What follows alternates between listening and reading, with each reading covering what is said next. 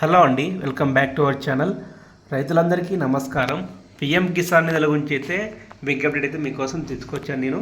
కాగా ఎవరైతే మన ఛానల్ని కొత్తగా చూస్తున్నారో సబ్స్క్రైబ్ చేసుకోండి, లైక్ చేయండి, మీ తోటి రైతులకు కూడా షేర్ చేయండి. మన ఛానల్లో రైతులకు సంబంధించిన వ్యాలిడ్ ఇన్ఫర్మేషన్ దొరుకుతుంది. అంటే మీకు కావాల్సిన ముఖ్యమైన విషయం అనేది మన ఛానల్ దొరుకుతుంది. అంటే పిఎం కిసాన్ నిధులైనా కానీ రైతు భరోసా అయినా కానీ ఎప్పుడు పడతాయి, ఎలా పడతాయి అని చెప్పేసి అయితే దాని నుంచి క్లారిటీ ఇస్తాను. కాగా చూసుకున్నట్లయితే ఇప్పుడు మనకి ఇక్కడ పిఎం కిసాన్ నిధులు లేట్ అయింది. ఎందుకు లేట్ అయిందని చెప్పేసి చాలామంది దిగులు చెందుతున్నారు. కాగా దీనికి సంబంధించిన విషయం అయితే వచ్చేసింది మనకి. ఇప్పటికే 35 లక్షల మంది పేర్లు అయితే తొలగించడం జరిగింది పిఎం కిసాన్ నుంచి. ఎందుకు అంటే వాళ్ళు అర్హులు కాదనమాట. ఎవరైతే బిజినెస్ మ్యాన్లు వాళ్ళు కూడా అప్లై చేసుకున్నారు, వాళ్ళకు కూడా వస్తుందని చెప్పేసి అయితే కేంద్ర ప్రభుత్వం తనిఖీలు చేసింది. దాని ద్వారా వాళ్ళైతే దొరికారనమాట. వాళ్ళ పేర్లే తీసేయడం జరిగింది. అలాగే ఇంటికి ఇద్దరికి కూడా వస్తుందని చెప్పేసి అయితే లిస్ట్లో వచ్చిందనమాట. అలా ఇంటికి ఇద్దరికి రాదన్నమాట, ఒకరికి వేయాలని చెప్పేసి అయితే కొంతమంది పేర్లు తొలగించడం జరిగింది. అయితే మనం చూసుకున్నట్లయితే ఇక్కడ అందులో ఖచ్చితంగా 35,44,213 మందిని తీసేయడం జరిగింది. ఇక్కడ మిగతా వాళ్ళకైతే పిఎం కిసాన్ అయితే ఇచ్చే ఛాన్స్ అవుతుంది. కాక మనకి నవంబర్ 15 లోపల అయితే ఇస్తారని చెప్పేసి అయితే అప్డేట్ అయితే వచ్చింది మనకి. చూసుకున్నట్లయితే ఇంకా కొంతమందిని తీసే ఛాన్స్ అవుతుంది మనకి. ఇక్కడ చూసుకున్నట్లయితే దగ్గర ఒక 50 లక్షల మంది అయితే తీసే ఛాన్స్ అవుతుంది ఇక్కడ మనకి.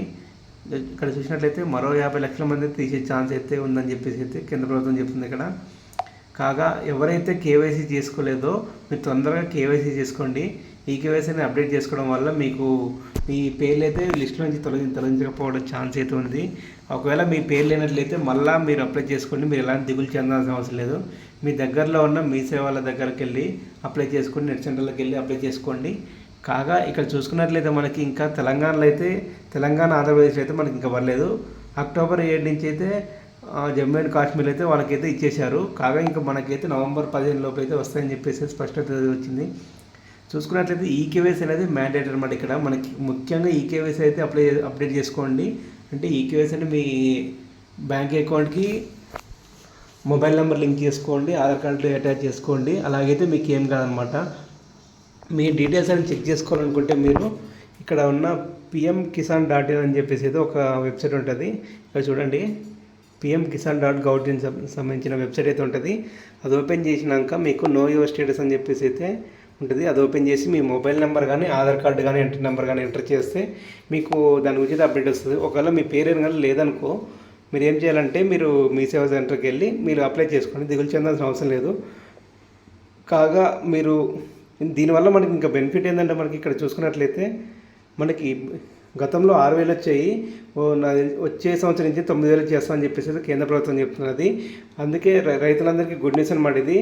కాగా మీరు ఎప్పటికప్పుడు అప్డేట్స్ కావాలంటే మా ఛానల్ సబ్స్క్రైబ్ చేసుకోండి, లైక్ చేయండి, మీ తోటి రైతులకు షేర్ చేయండి. Thank you for watching. Please like, share and subscribe. జై హింద్, జై జవాన్. Thank you.